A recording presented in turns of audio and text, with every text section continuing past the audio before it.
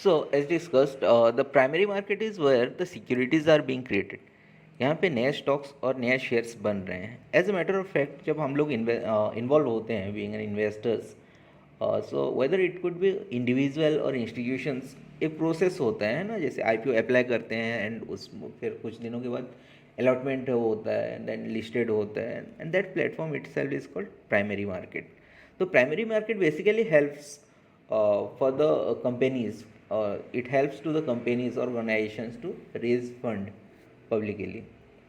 Then once the shares or the stocks get listed or the company get listed itself in a publicly traded exchange, फिर उसका role ख़त्म हो जाता है company का. वो फंड रेज करके चला जाता है एंड अपना बिजनेस, कोर बिजनेस जो है ना, उसमें यूटिलाइज करता है फंड्स को. अभी जो शेयर्स पब्लिकली इशू हो गए हैं वो इंडिविजुअल्स के बीच और द इंस्टीट्यूशंस के बीच क्या होता है, एक्सचेंज में ट्रेड होता है. ओके, एक दूसरे से शिफ्ट होता रहता है, एक डीमेट अकाउंट से दूसरे डीमेट अकाउंट.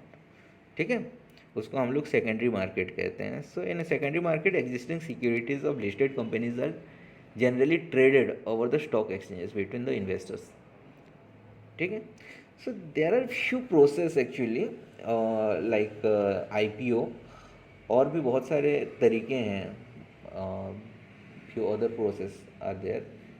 ठीक है, जिससे हेल्प से वो कंपनी क्या करता है, फंड रेज करता है. So let's discuss about that. There is something called bonus shares. Actually हम लोग जब इनिशियली स्टार्टिंग में शेयर्स के बारे में डिस्कस किए थे तो कुछ फाइंडिंग्स हम लोगों के सामने आए थे, like dividend. Hope you know about dividend. What is dividend? So basically dividend is the portion or the fraction of profit what the company makes through its pure business. जब कंपनी अपना business से कुछ profit बना रहा है तो ये promoters decide करते हैं कि उस प्रॉफिट में से कुछ हिस्सा, कुछ पोर्शन अपना शेयर होल्डर्स को इशू करेंगे बोल के, and that is called dividend. Okay, so ये दो फॉर्म में इशू होता है, एक होता है फंड्स और दूसरा होता है shares. Okay, for an example, suppose you are an investor of certain company ABC limited. उस एवीसी लिमिटेड का आप 100 शेयर्स होल्ड करते हो, आपका होल्डिंग में है डीमैट अकाउंट में. अभी कंपनी एवीसी लिमिटेड अपना क्या एनुअल रिपोर्ट इशू किया, लाइक एवरी ईयर क्या होता है कि वो परफॉर्मेंस अपना रिफ्लेक्ट करता है to the share holders and exchange. तो कंपनी अपना प्रॉफिट प्रोजेक्ट किया है कि लाइक कुछ प्रॉफिट मेक किया है, एंड प्रोमोटर्स ने डिसाइड किया कि उस प्रॉफिट में से कुछ हिस्सा अपना शेयर होल्डर्स को दे दें, and that is called dividend itself ना. तो इसका देने का दो तरीका होता है. एक तो फंड्स अलॉट हो जाते हैं आपको, जैसे कि मान लीजिए आपका 100 शेयर्स हैं एंड 100 शेयर्स का वैल्यू कम्स अराउंड 10,000. तो ईच शेयर्स कितने रुपए के हो गए, 100 रुपीज़ का. I hope I am getting right. 100 rupees का एक शेयर्स तो 10,000 हो गया ना. तो 100 रुपीज़ शेयर्स के बदले वो लोग क्या करें, कंपनी में डिसाइड के let's give them what 20% dividend. So 100 का 20% 20 रुपीज़ हो गया. सो अगर 10,000 रुपये है तो आपको कितना मिल जाएगा, आप जनरली आपको 2,000 रुपीज़ मिल गया. ये फंड्स के थ्रू हो जाएगा. ठीक है. Secondly company have other options कि वो क्या करेंगे कि चलो फंड्स नहीं देते, उनको फ्री शेयर्स दे देते हैं. ठीक है, and if you are getting free shares as a dividend, उसको हम लोग बोनस शेयर्स बोला जाता है. ठीक है. So, how do we define bonus shares? So, here it is. Bonus shares are additional shares given to the current shareholders without any additional cost, based upon the number of shares that a shareholder owns. I hope this is clear.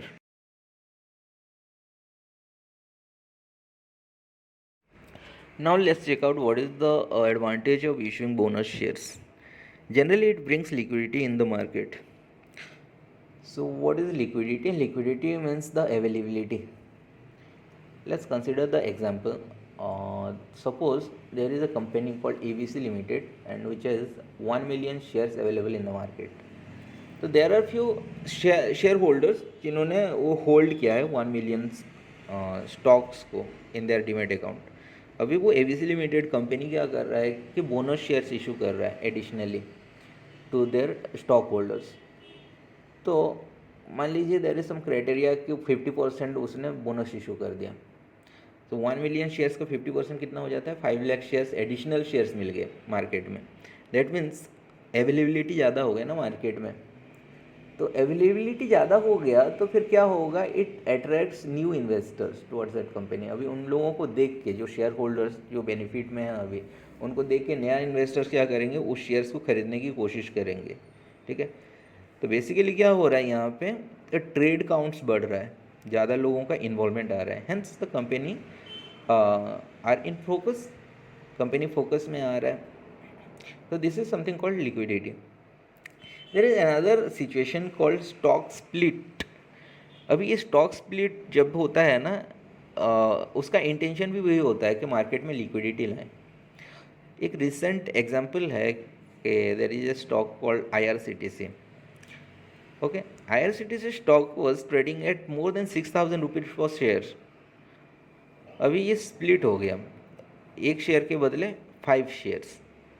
तो split का मतलब हो जाता है कि like it came to like 1,500 rupees per share, जो 6,000 रुपये में चल रहा था। अभी इसमें एडवांटेज ये है कि दो ट्रेडर्स, कुछ रिटेल ट्रेडर्स हैं और इन्वेस्टर्स हैं जो कि 6,000 रुपीज़ पर शेयर्स में इन्वॉल्व नहीं हो पा रहे थे।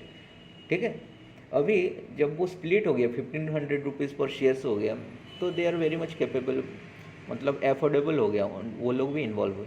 तो basically the intention was to bring liquidity, and liquidity क्या करता है कि एवेल करवाता है, स्टॉक्स एवेल करवाता है मार्केट में, एफोर्डेबल बनवाता है, हैं। उससे क्या होता है, ट्रेड काउंट्स बढ़ता है, जनरली कंपनी फोकस में आता है। I hope this is clear. Okay, then there secondly there is something called right issue shares.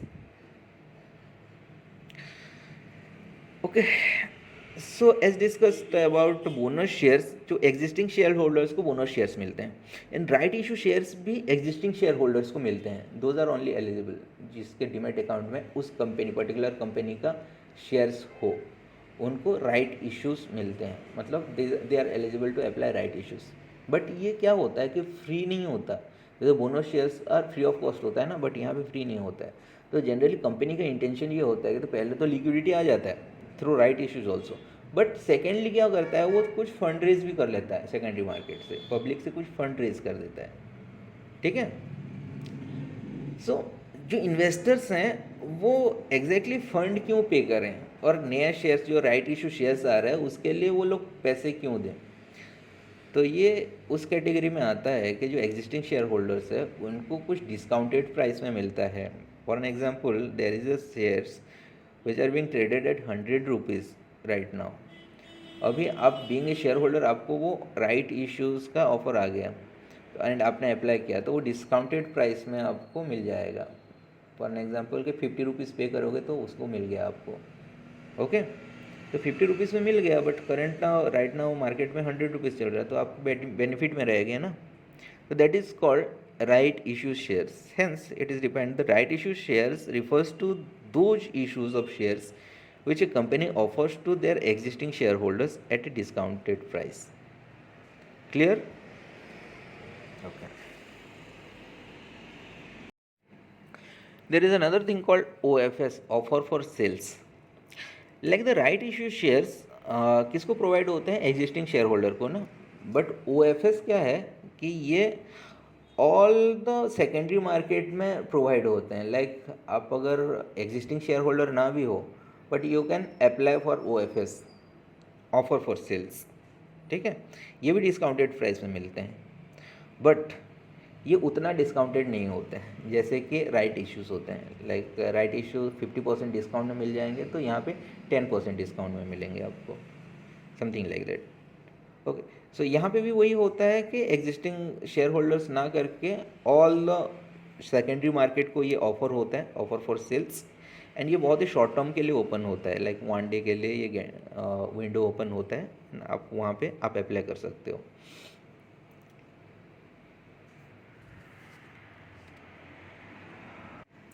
Hence, we can say about OFS is that the promoters can choose to offer the secondary issue of shares to the whole market, unlike the right issues restricted to existing shareholders. Okay.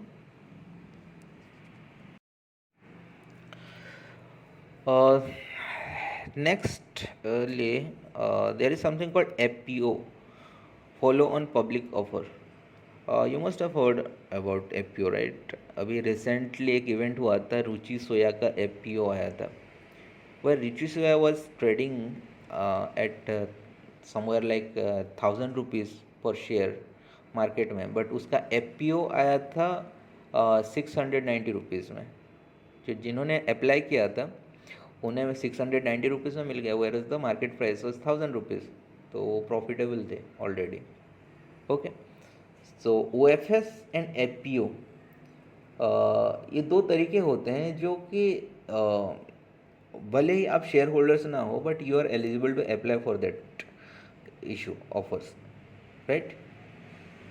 ठीक है. So what is the difference between FPO and OFS, जानते हैं उसको. FPO and OFS दोनों एक ही तरह के हैं, बट यहाँ पे क्या होता है, FPO में कुछ नया शेयर्स इशू हो रहे हैं, लाइक क्रिएट हो रहे हैं, लाइक IPO में क्या हो रहा है, नए शेयर्स क्रिएट हो रहे हैं मार्केट में. दैट अंडरराइटर्स क्या करता है कि नए शेयर्स जनरेट कर रहा है ना मार्केट में, जो भी डाइल्यूट कर रहा है उससे फ्रैक्शन करके यूनिट्स अपने हिसाब से डिसाइड कर रहा है एंड ऑफर प्राइस डिसाइड कर रहा है अंडरराइटर्स.